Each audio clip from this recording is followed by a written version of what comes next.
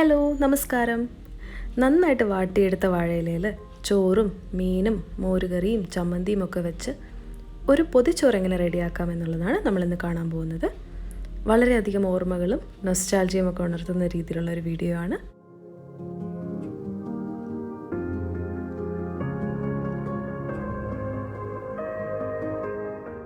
അപ്പോൾ നമുക്ക് വീഡിയോയിലേക്ക് പോകാം. അയല മീനാണ് ഞാനിന്ന് ഉപയോഗിച്ചിരിക്കുന്നത്. കുറച്ച് അയല നന്നായിട്ട് കഴുകി വൃത്തിയാക്കി ചെറിയ പീസസ് ആക്കി വെച്ചിട്ടുണ്ട്. മീൻ വറ്റിച്ചതിലേക്ക് എടുക്കാനാണ്. പിന്നെ ഈ അയല നമ്മൾ ഫ്രൈ ചെയ്തെടുക്കാൻ വേണ്ടിയിട്ടാണ്. ഇത് രണ്ടിലും കുരുമുളക് പൊടി, മുളക് പൊടി, മഞ്ഞൾപ്പൊടി, ഉപ്പ് ഇത്രയും തേച്ച് പിടിപ്പിച്ച് വെച്ചിട്ടുണ്ട്. മീൻ വറ്റിച്ച മസാല ഉണ്ടാക്കാനായിട്ട് നമുക്ക് തേങ്ങയും ചെറിയ ഉള്ളിയും മല്ലിപ്പൊടിയും മുളക് പൊടിയും വാളൻപുളിയും കുരുമുളകും മഞ്ഞൾപ്പൊടിയും ഇത്രയും ഒരുമിച്ച് മിക്സിയിലിട്ട് അരച്ച് എടുക്കേണ്ടതാണ്. ഒരു പേസ്റ്റ് പോലെ ആക്കി എടുക്കാം. വെള്ളം ഒഴിച്ച് നന്നായിട്ട് അരച്ചെടുക്കാം.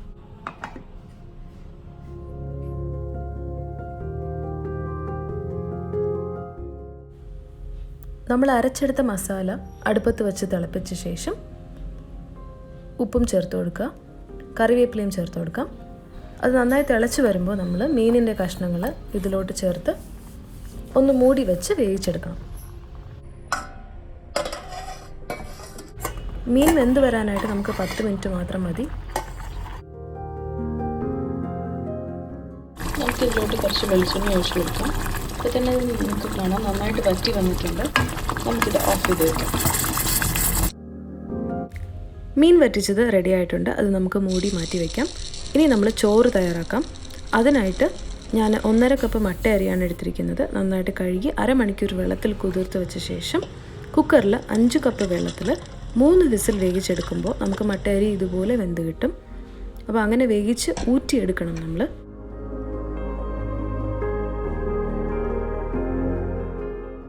അങ്ങനെ ഊറ്റിയെടുത്ത് വെച്ച ചോറാണിത്. നമ്മൾ ഇനി തയ്യാറാക്കാൻ പോകുന്നത് കോവയ്ക്ക മെഴുക്ക് പുരട്ടിയാണ്. അതിനായിട്ട് ഞാനൊരു പാത്രത്തിൽ കുറച്ച് വെളിച്ചെണ്ണ ചൂടാക്കി അതിൽ കടുകിട്ട് പൊട്ടിച്ചു, കറിവേപ്പില ചേർത്ത് കൊടുത്തു. 2 വറ്റൽമുളക് രണ്ടായിട്ട് മുറിച്ചിട്ടിട്ടുണ്ട്. അതൊന്ന് ഇളക്കിയ ശേഷം നമ്മൾ സവാള ചേർത്ത് കൊടുക്കാം. സവാളയും ഒന്ന് മൂത്ത് വരുമ്പോഴേക്കും നമ്മൾ അരിഞ്ഞു വെച്ചിരിക്കുന്ന കോവയ്ക്ക ചേർത്ത് കൊടുക്കാം. അപ്പോൾ ഇതിന് കൃത്യമായ അളവുകളൊന്നുമില്ല. നിങ്ങൾക്ക് അറിയാമല്ലോ ഒരു മെഴുക്ക് പുരട്ടിക്ക് എത്രയാണ് ചേർക്കേണ്ടത് എന്നുള്ളത്. അപ്പോൾ 2 കപ്പ് കോവയ്ക്ക ഉണ്ടെങ്കിൽ ഒരു 1/2 കപ്പ് സവാള ചേർക്കാം. അതാണ് അതിൻ്റെ ഒരു കണക്ക്. ഇതൊന്ന് വഴറ്റിയ ശേഷം വെള്ളം ഒഴിച്ച് മൂടി വെച്ച് വേവിക്കാം. എന്നിട്ട് മഞ്ഞൾപ്പൊടി, മുളക് പൊടി, ചിരകിയ തേങ്ങ ഇത്രയും ഇട്ട് ഒന്ന് ഇളക്കി വീണ്ടും ആവശ്യമാണെങ്കിൽ കോവയ്ക്ക വെന്തിട്ടില്ലെങ്കിൽ ഒന്നും കൂടി ഒന്ന് മൂടി വെച്ച് വേവിക്കാം. അങ്ങനെ വളരെ പെട്ടെന്ന് നമുക്ക് തയ്യാറാക്കി എടുക്കാൻ പറ്റുന്ന ഒരു വിഭവമാണ് കോവയ്ക്ക മെഴുക്ക് പുരട്ടി. പൊതിച്ചോറിലെ ഒന്നാമനെന്ന് തന്നെ പറയാവുന്ന ചമ്മന്തിയാണ് നമുക്ക് അടുത്ത് തയ്യാറാക്കേണ്ടത്. നമ്മുടെ ചമ്മന്തി ഉണ്ടാക്കാനായിട്ട് ഞാനൊരു 1/4 കപ്പ് തേങ്ങയും 2 വറ്റൽമുളകും ഒരു 3-4 ചെറിയ ഉള്ളിയും എടുത്ത് വെച്ചിട്ടുണ്ട്.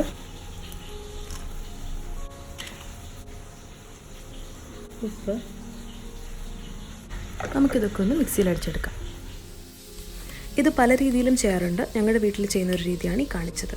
അങ്ങനെ നമ്മുടെ വറ്റൽമുളക് ഇട്ട ചമ്മന്തിയും റെഡി ആയിട്ടുണ്ട്. അത് നമുക്ക് മാറ്റി വയ്ക്കാം.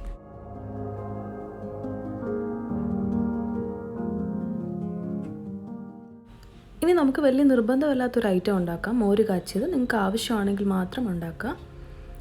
1 ടീസ്പൂൺ വെളിച്ചെണ്ണ ചൂടാക്കി അതിലേക്ക് 1/4 ടീസ്പൂൺ വീതം കടുകും ഉലുവയും ഇട്ട് പൊട്ടിച്ച ശേഷം കുറച്ച് ചെറിയുള്ളി, വറ്റൽമുളക്, കറിവേപ്പില, പച്ചമുളക് ഇത്രയും ഒന്ന് വഴറ്റിയെടുക്കാം. അധികം മൂത്ത് പോകുന്നതിന് മുമ്പ് തന്നെ ഒരു 1/4 ടീസ്പൂൺ മഞ്ഞൾപ്പൊടിയും ഒരു 2 നുള്ള് കായപ്പൊടിയും ചേർത്ത് വെള്ളം ഒഴിച്ച് ഒന്ന് തിളപ്പിക്കുക. ഒന്ന് തിളയ്ക്കുമ്പോൾ സ്റ്റൗ ഓഫ് ചെയ്ത ശേഷം തൈര് ചേർത്ത് നന്നായിട്ട് കട്ടിയുള്ള തൈര് ചേർത്ത് ഒന്ന് ഇളക്കി വേറൊരു പാത്രത്തിലേക്ക് പകർന്നു വയ്ക്കുക. ഇത്രയേ ഉള്ളൂ മോര് കാച്ചിയത്. വളരെ എളുപ്പത്തിൽ തയ്യാറാക്കാൻ പറ്റുന്ന ഒരു മോര് കാച്ചിയതാണ് ഇത്.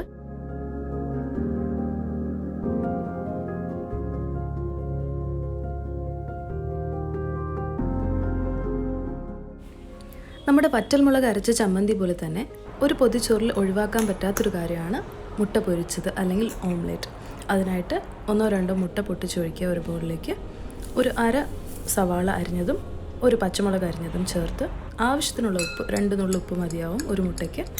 ചേർത്ത് നന്നായിട്ട് അടിച്ച് പതപ്പിച്ച ശേഷം വെളിച്ചെണ്ണ ഒഴിച്ച് ചൂടാക്കിയ ഒരു പാനിലേക്ക് അല്ലെങ്കിൽ ഇതുപോലെ ഒരു ഇരുമ്പ് ദോശക്കല്ലിലേക്ക് ഒഴിച്ച് ചുട്ടെടുക്കുക. അധികം മൊരിഞ്ഞു പോകേണ്ട ആവശ്യമില്ല. വളരെ സോഫ്റ്റായിട്ടുള്ള ഓംലെറ്റിനായിട്ട് നമ്മൾ കുറച്ചൊന്ന് വെന്ത് കിട്ടുന്നവരെ മൊരിച്ചെടുത്തിട്ട് തിരിച്ച് മറിച്ച് വിട്ട് വേവിച്ചെടുക്കുക.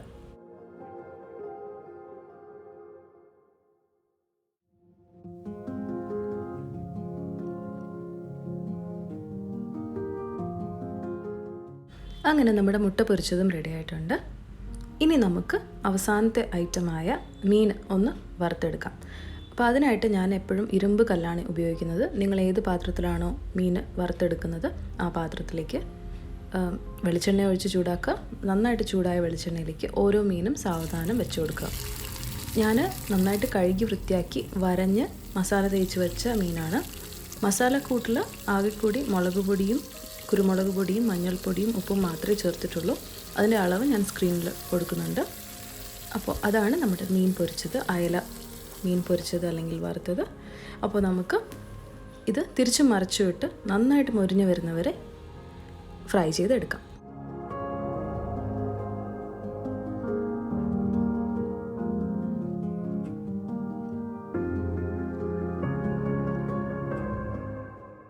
ഇപ്പോൾ നിങ്ങൾ മുകളിൽ കാണുന്ന ഐക്കാർഡിൽ ക്ലിക്ക് ചെയ്ത് കഴിഞ്ഞാൽ ചൂര മീൻ വറുക്കുന്നത് എങ്ങനെയാണെന്നുള്ളത് കാണാം. ഇതിനു മുമ്പ് ഞാൻ പോസ്റ്റ് ചെയ്തിട്ടുള്ള ഒരു വീഡിയോ ആണത്, എന്തായാലും കാണാം.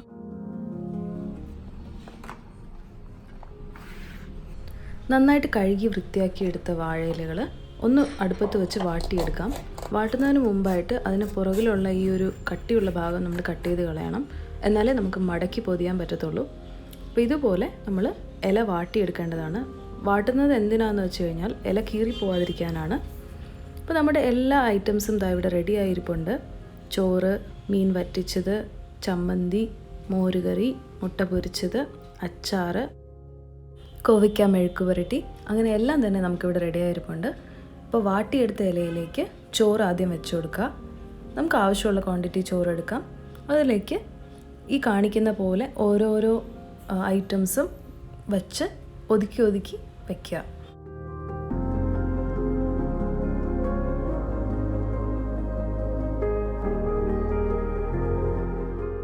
ഇനി നമുക്ക് ഇത് മടക്കി പൊതിയാം. ന്യൂസ് പേപ്പറും അടിയിൽ വെച്ചിട്ട് നിങ്ങൾ പൊതിയാൻ ശ്രദ്ധിക്കുക. അപ്പോൾ നമ്മൾ പൊതിഞ്ഞെടുക്കുമ്പോൾ വാഴയില പൊതിഞ്ഞ് പുറകെ തന്നെ നമുക്ക് ന്യൂസ് പേപ്പറും അതിൻ്റെ പുറത്ത് പൊതിഞ്ഞെടുക്കാൻ പറ്റും, എളുപ്പമായിരിക്കും. പിന്നെ ഇത് ഒന്ന് കെട്ടാനായിട്ട് ഞാൻ വാഴ നാരാണ് യൂസ് ചെയ്യുന്നത്. അപ്പോൾ അതുമാത്രമേ നമുക്ക് നന്നായിട്ട് ഇതൊന്ന് പൊതിഞ്ഞ് വെക്കാൻ ഹെൽപ്പ് ചെയ്യത്തുള്ളൂ.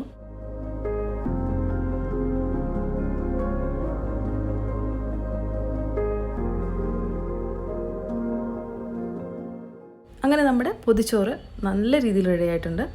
വളരെയധികം കൊതിപ്പിക്കുന്ന രീതിയിൽ. ഞാൻ ആദ്യം കൊടുത്തത് ഹസ്ബൻഡിനാണ്. ഹസ്ബൻഡ് ഇതേ തുറന്ന് കഴിച്ചുകൊണ്ടിരിക്കുകയാണ്. പുള്ളിക്ക് ഭയങ്കര സർപ്രൈസ് ആയിരുന്നു ഇത്. കഴിച്ചിട്ട് വളരെയധികം ഇഷ്ടപ്പെട്ടു എന്നാണ് പറഞ്ഞത്. തന്നെ ഞാനും കഴിച്ചു നോക്കി. എനിക്കാണെങ്കിൽ ഇത് ഭയങ്കര ഇഷ്ടമുള്ളൊരു കാര്യമാണ്. ഞാനും വളരെയധികം എൻജോയ് ചെയ്തു. കുട്ടികളും നന്നായിട്ട് എൻജോയ് ചെയ്ത് കഴിച്ചു. അപ്പോൾ ഇതുപോലെ വല്ലപ്പോഴും ഉണ്ടാക്കി കഴിക്കുന്ന ഒരു ഐറ്റമായി മാറിക്കഴിഞ്ഞു നമ്മുടെ പൊതിച്ചോറ്. അപ്പോൾ എന്തായാലും നിങ്ങളും ഉണ്ടാക്കി നോക്കുക. ഇത്രയും കൊതിപ്പിക്കുന്ന ഒരു പൊതിച്ചോറ്. ഇനി ഒരു എപ്പിസോഡിൽ ഒരു ഇൻട്രസ്റ്റിംഗ് റെസിപ്പിയോ വീഡിയോ ആയിട്ട് കാണുന്നവരെ ബൈ.